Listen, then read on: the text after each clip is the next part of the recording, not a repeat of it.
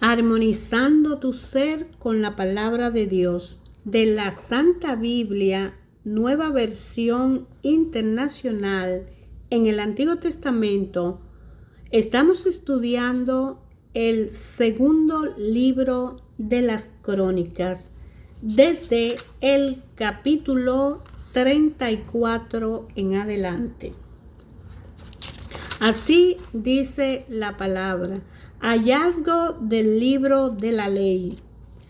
Al sacar el dinero recaudado en el templo del Señor, el sacerdote Hilquía encontró el libro de la ley del Señor, dada por medio de Moisés.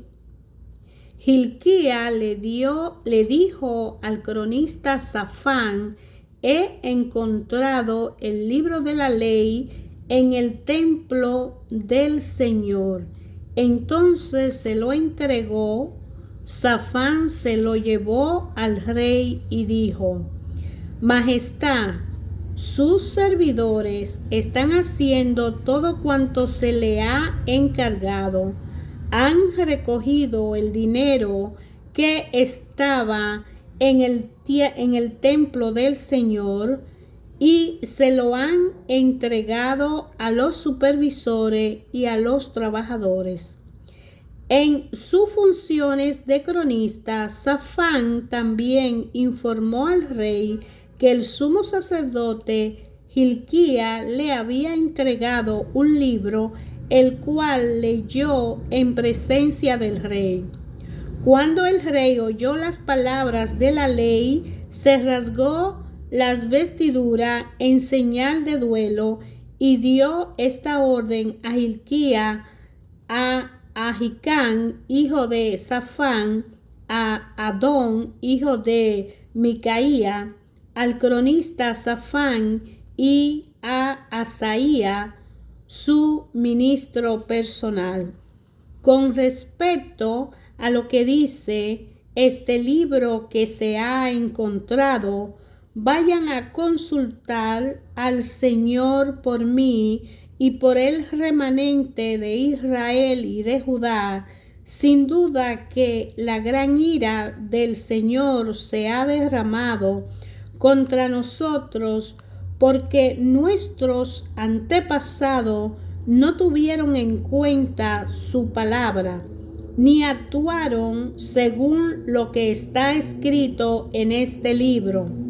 Hilquía y los demás comisionados del rey fueron a consultar a la profetista Hulda, que vivía en el barrio nuevo de Jerusalén. Hulda era la esposa de Salum, el encargado del vestuario, quien era hijo de Titbat y nieto de Jarjas. Hulda les contestó: así dice el Señor Dios de Israel, díganle al que lo ha enviado que yo, el Señor, le advierto, voy a enviar una desgracia sobre este lugar y sus habitantes, y haré que se cumplan todas las maldiciones que están escritas en el libro que se ha leído ante el rey de Judá. Ellos me han abandonado, han quemado incienso a otros dioses y con todos sus ídolos han provocado mi furor. Por eso ante mí irá contra este lugar y no se apagará. Pero al rey de Judá, que lo envió para consultarme, díganle que yo, el Señor Dios de Israel, digo en cuanto a las palabras que él ha oído, cómo te ha conmovido y humillado ante mí al escuchar lo que he anunciado contra este lugar y sus habitantes, y te has rasgado la vestidura y has llorado en mi presencia. Yo te he escuchado, yo el Señor lo afirmo. Por lo tanto, te reuniré con tus antepasados y serás sepultado en paz. Tus ojos no verán la desgracia que voy a enviar sobre este lugar y sobre sus habitantes. Así que ellos regresaron para informar al rey. Renovación del pacto. Entonces el rey mandó convocar a todos los ancianos de Judá y Jerusalén, acompañado de todos los habitantes de Judá y de Jerusalén, de los sacerdotes, de los levitas y en fin de las naciones enteras, desde el más grande hasta el más pequeño. El rey subió al templo del Señor y en presencia de ellos leyó todo lo que dice el libro del pacto que fue hallado en el templo del Señor. Después se puso de pie junto a la columna del rey y ante el Señor renovó el pacto. Se comprometió a seguir al Señor y a poner en práctica de todo corazón y con todo el alma sus mandamientos, preceptos y decretos, cumpliendo así la palabra del pacto escrita en este libro. Después hizo que todos los que se encontraban en Jerusalén y en Benjamín confirmaran el pacto, y así los habitantes de Jerusalén actuaron según el pacto del Dios de sus antepasados. Josías suprimió todas las costumbres detestables que habían en todo el territorio de los israelitas e hizo que todos los que se hallaron en Israel adoraran al Señor su Dios. Mientras Josías vivió, no abandonaron al Señor, Dios de sus antepasados. Capítulo 35. Celebración de las Pascuas. Josías celebró en Jerusalén la Pascua del Señor. El día 14 del mes primero celebraron la Pascua. Josías asignó las funciones de los sacerdotes y los animó a dedicarse al servicio del templo del Señor. A los levitas, que eran los encargados de enseñar a los israelitas y que estaban consagrados al Señor, le dijo: pongan el arca sagrada en el templo que construyó Salomón, hijo de David, rey de Israel, para que ya no tengan que llevarla sobre los hombros. Sirvan al Señor su Dios y a su pueblo Israel. Organícense en turno según sus familias patriarcales, de acuerdo con las instrucciones que dejaron por escrito David, rey de Israel, y su hijo Salomón.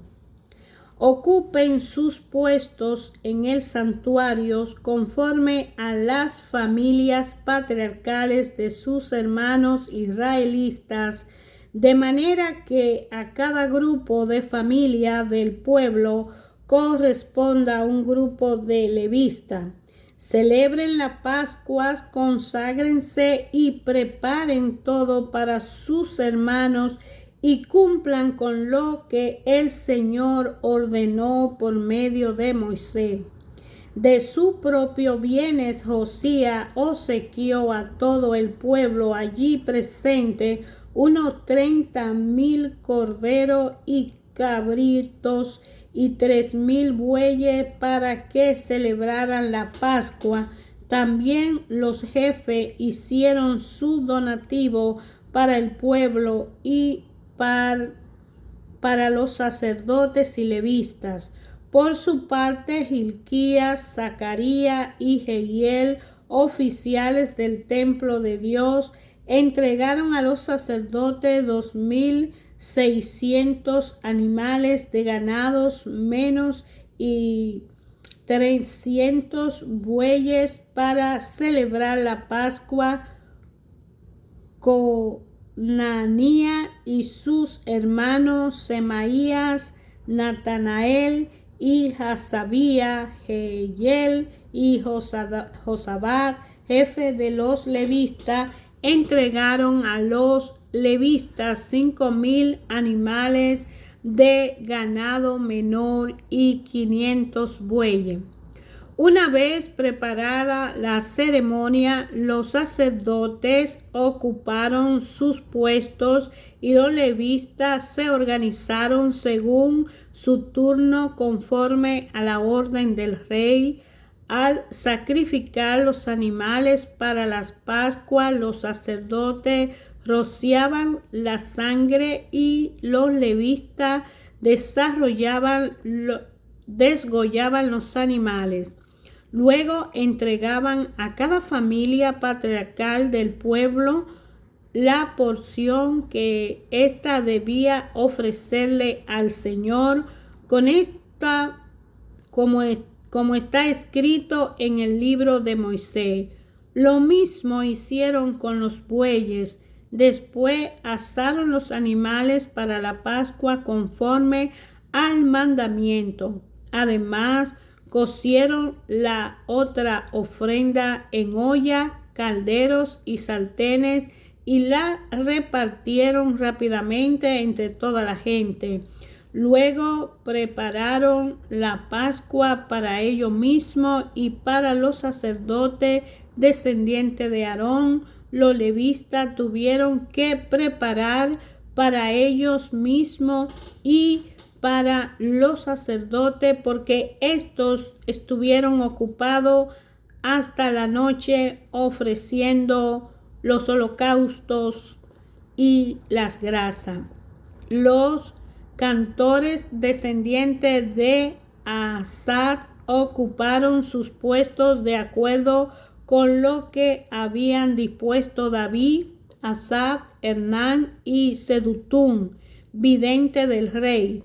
También los porteros permanecieron en su respectiva puerta y no tuvieron que abandonar su puesto de servicio, pues su compañero levista le prepararon la Pascua. Así se organizó aquel día el servicio del Señor para celebrar la Pascua y ofrecer los holocaustos en el altar del Señor, tal como lo había ordenado el rey Josías.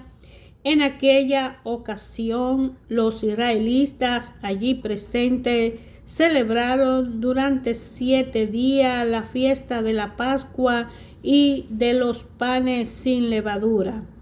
Desde la época del profeta Samuel no se había celebrado una Pascua semejante y ninguno de los reyes había celebrado una Pascua así como lo hizo Josías con los sacerdotes y levistas, con los habitantes de Judá y de Israel allí presentes y con los de Jerusalén.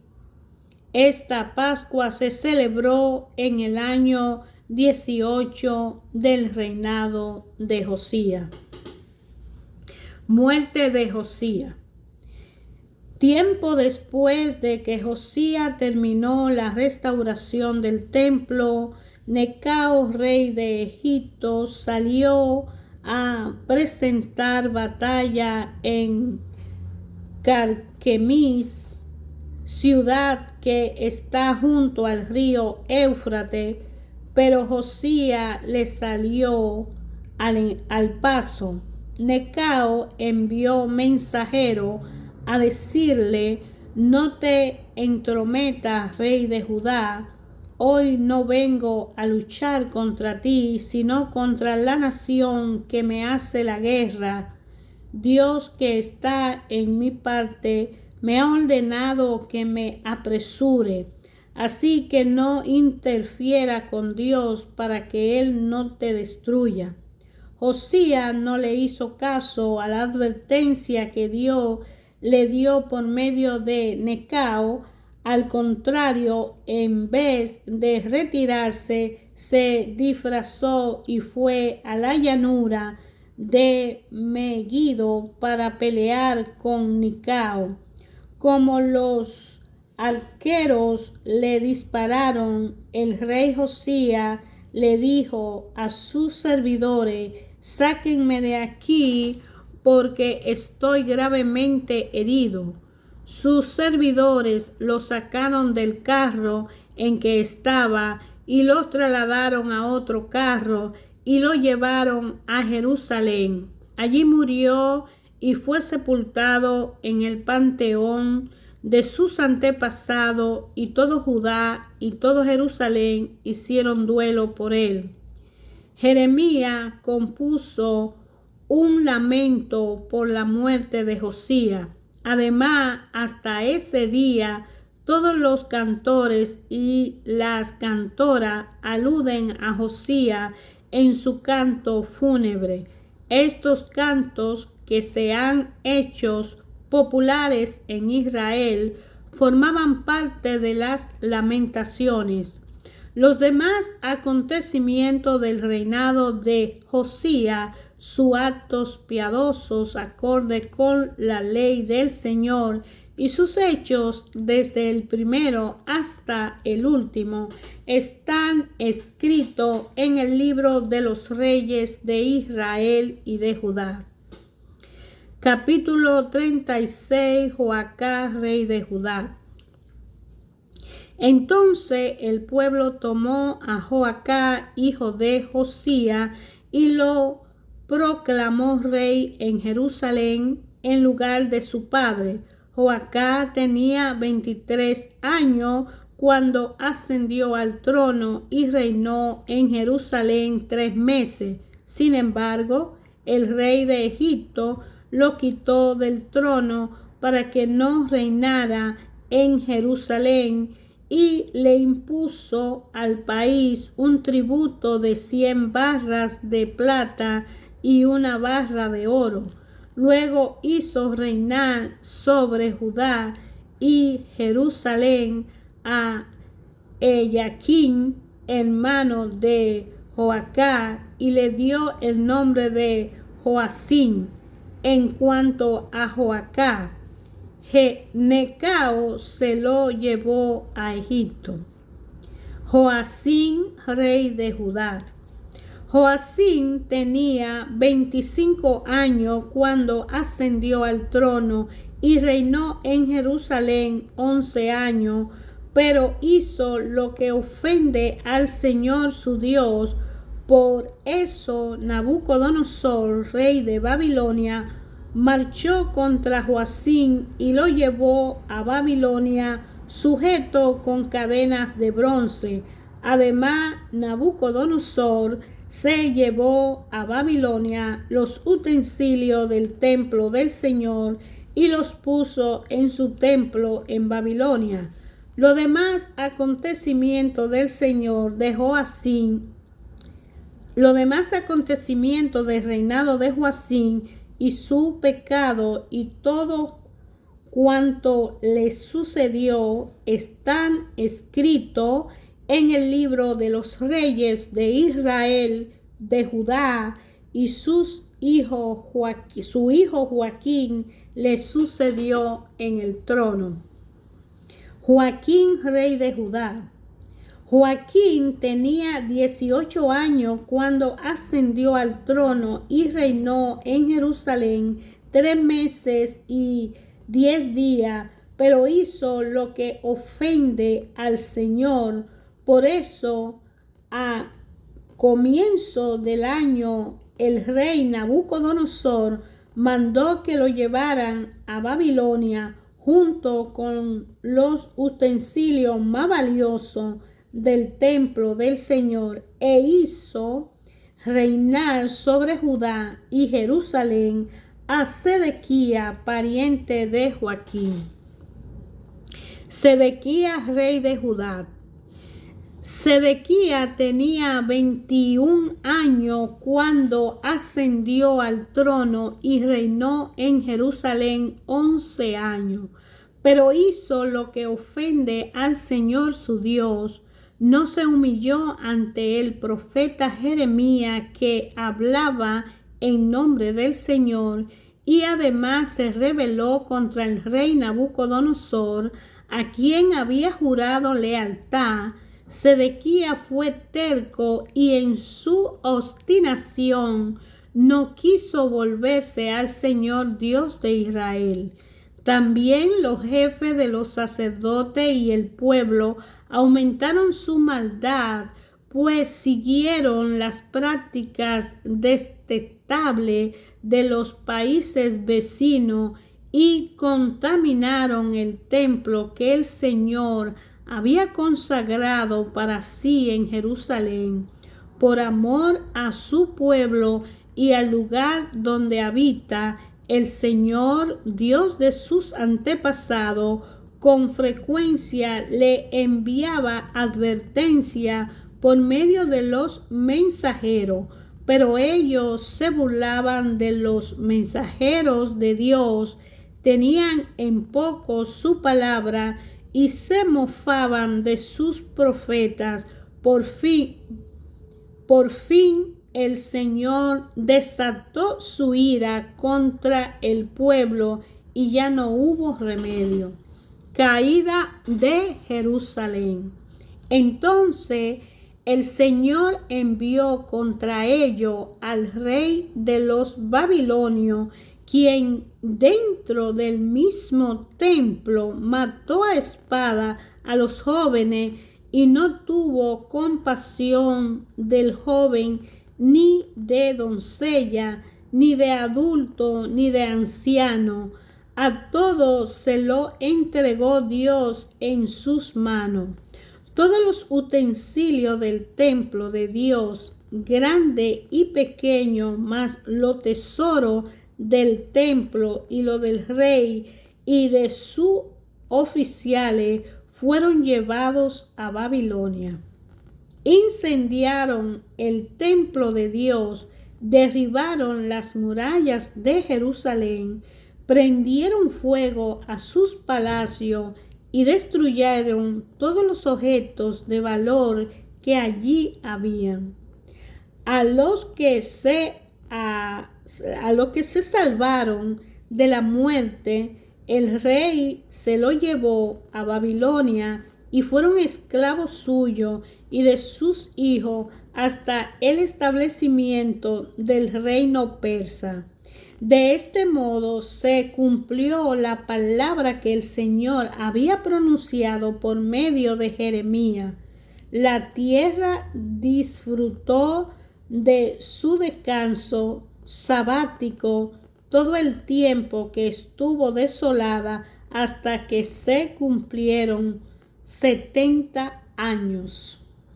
Decreto de Ciro.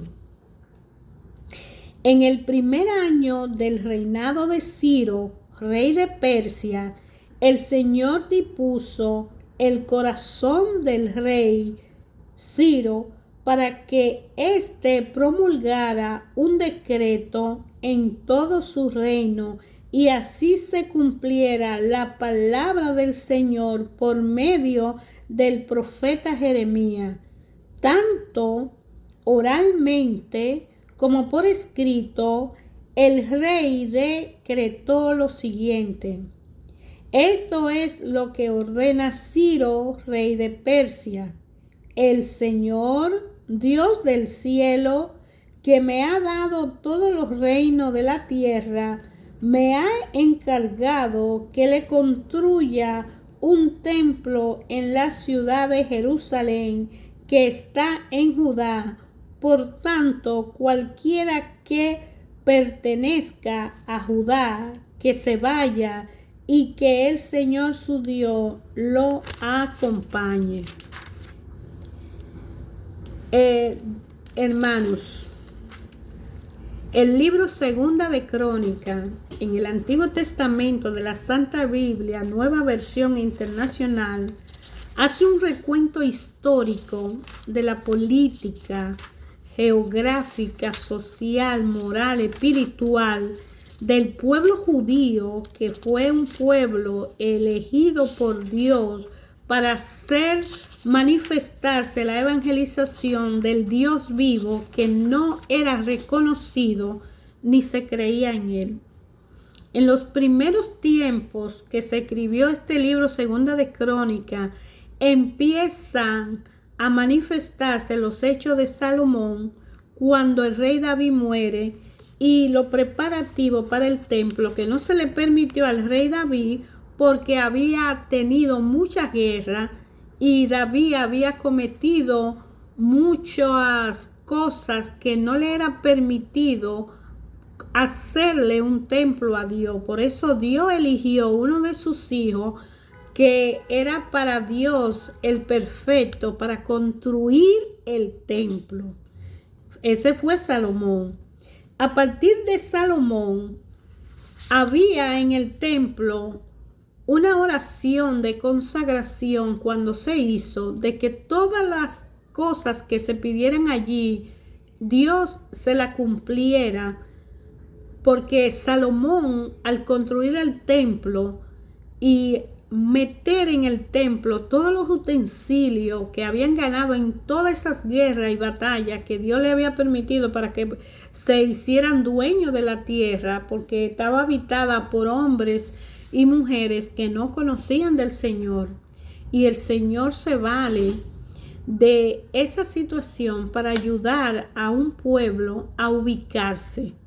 ¿Por qué? Porque Abraham, que venía a ser el padre de la fe de todo ese pueblo, tenía una alianza con Dios, y Dios había hecho esa promesa a Abraham de que su descendencia iba a ser tan grande que iba también a heredar esa tierra de la cual Dios le había prometido, que estaba siendo poblada por gentes que no se la merecían y que vivían ahí, pero que Dios decidía, porque Dios, como Dios, tiene derecho a quitar y poner a quien Él decida cuando Él quiera y como Él quiera.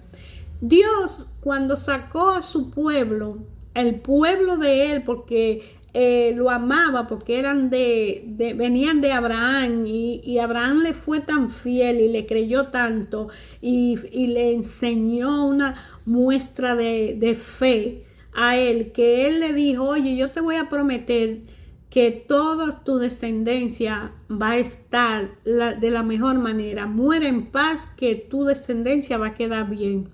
Abraham murió en paz, sabiendo que su descendencia no iba a quedar desamparada, porque habían elegido creerle a un Dios que era vivo, que no era una imagen, donde todas las naciones adoraban a miles de dioses. Aquí este grupo de personas venía heredando amar a un Dios que tenía vida, que no se veía, pero existía, y era capaz de no ser un Dios de objeto. Cuando vienen a poblarse en la historia y le promete Dios a David que siempre iba a haber un sucesor de él, de su descendencia en el trono, le había recordado a David que siempre y cuando cumplan con las normas, reglas y preceptos que él a Moisés, cuando sacó a su pueblo de la esclavitud, le había dado por escrito en 2 piedras para que guardaran como ley y se consideraran un pueblo. Si la obedecían, Dios iba a velar por ellos. Y es como hoy. Si nosotros seguimos a Jesús, Dios estará con nosotros y nada nos faltará. Pero si nos alejamos de Jesús, pues no nos ve, porque nos estamos alejando demasiado de la luz. Y en la oscuridad no se puede ver y no lo va a ver, porque estamos desobedeciendo. Entonces, como Él le prometió en la Segunda de Crónica a todos los descendientes de David que cumplieran con la obediencia, Él le iba a proteger. La mayoría de ellos no cumplieron y cayeron en manos de otras naciones, manejados por otras naciones, hasta el extremo de que Nabucodonosor, rey de Babilonia, se hace el rey de todos los israelitas, tumba el templo, lo quema y todos los objetos sagrados para hacerle reverencia a un Dios que le mandó celebrar ese culto para que se acordaran que él existía y que había que respetarlo, pero que no lo obedecieron. Entonces Dios lo entregó. Y así se lo dijo cuando Moisés le leyó, dijo que aquel que no cumpliera con esto lo iba a esparcir por grandes naciones, iban a ser esclavos de esas naciones. Y lo primero es que en la primera de Samuel, ellos no aceptan profeta y quieren un rey, piden a Saúl. Y Saúl es ungido, más Saúl se desvía de la ley de Dios y los mandatos. Y Dios tiene que elegir a David, un pastor de ovejas, y lo hace a David un pecador y lo hace un rey, y David se convierte y convierte pecado humanamente como todos nosotros, como pecadores que somos. Mas sin embargo, él le era obediente a cumplir con lo que el Señor le mandaba hacer, pero en la vida humana del hombre fue desobediente y pagó esa consecuencia y pidió perdón y se humilló y sufrió. Su descendiente, todos sus nietos, bisnietos y tataranietos que vinieron en la historia fueron malísimos y terminan entregando a Jerusalén y a Judá en la mano de Nabucodonosor. Se lo lleva exiliado, lo haces esclavo y lo utilizas a ellos. Dios lo permite porque desobedecieron. Y viene una historia que le permite a uno que no es judío, que es Ciro de Persia, que toma, porque destituye a Nabucodonosor, Dios lo destituye y le da el gobierno a los persas, y Persa, representado por Ciro, hace que el pueblo de Dios vuelva a Jerusalén, a reconstruir Jerusalén, la muralla, el templo.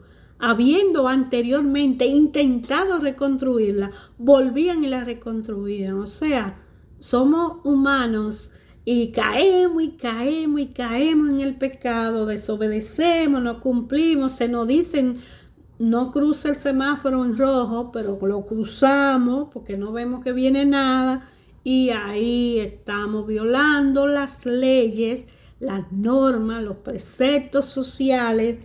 No ofenda al prójimo, no le haga a tu prójimo lo que tú no quieres que te haga a ti. No robe, no mate. Ama a Dios sobre todas las cosas, no adore ídolos. No te idealice a un Dios, a una casa, un carro como un Dios. O sea, desobedecer las normas que Dios. ¿Por qué Dios da esas leyes y esas normas? Porque entiende que Él sabe que si la obedecemos sufrimos menos, y porque en el mundo hay tribulación y hay que vencer esas tribulaciones, y solamente aquellas personas que son firmes en el Señor tienen la capacidad de sobrepasar esas tribulaciones que vienen, que son terribles. Así el Nuevo Testamento nos deja saber que desde David viene Jesucristo, de esa estirpe, y Jesucristo viene a recordarnos que todo lo que David y todos sus reyes en la segunda y primera de Samuel y de Crónica vivieron, es un ejemplo de que hay que obedecer. Por eso cuando estaba en el monte Sinaí orando, él dijo: Padre, si puede pasar esta copa, y si no, que se haga tu voluntad. Y decidió cargar el madero y llevarlo allá a la cruz del Calvario, donde iba a ser puesto al lado de ladrones y delincuentes, y donde no iba a ser respetado ni reconocido, pudiendo salvarse, decide no hacerlo, porque él había visto que desde David, su estirpe, la humanidad venía desconociendo el amor salvístico tan inmenso que Dios había tenido y ha tenido y va a tener con la creación. Y Jesucristo fue tan fuerte que aceptó la flagelación, lloró lágrimas de sangre, aceptó una muerte en cruz, recibió en carne viva, siendo un Dios, pudiendo salvarse, se hizo humano y se vistió de nosotros para que nosotros hoy pudiéramos reconocer que el amor de Dios es tan grande, misericordioso, bondadoso, poderoso y bueno, que Él, toda la existencia, no ha querido decir yo te amo, ven a mi brazo, no te salgas de mi redil, porque al lado mío tú estarás protegido y nada te va a pasar. Pero como humanos somos desobedientes y solo cuando sucede algo grande en nuestra vida que no somos capaces, clamamos a Él.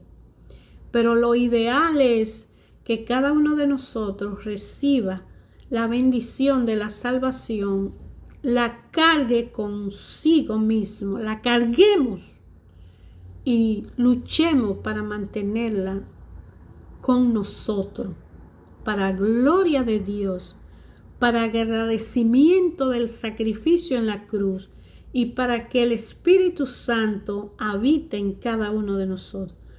Dios Padre misericordioso, tenga piedad de mí y todos nosotros, para que nos ayude a ser firme y fuerte y tener una fe inquebrantable como la tuvo Abraham a pesar de todo, y fue el padre de la fe, que desafortunadamente sus hijos y descendientes fueron muchos de ellos peores de lo que ni se pueda imaginar la existencia. Y gracias a lo que se mantuvieron firmes, hoy en día podemos decir gracias Jesús, porque viniste de ahí y nos demostraste que sí se puede, que no es fácil, pero que sí es alcanzable, que la misericordia de Dios Padre, con la ayuda del Espíritu Santo, caminando en la luz y siguiendo a Cristo, nos puede hacer posible una mejor vida en medio de miles de circunstancias negativas.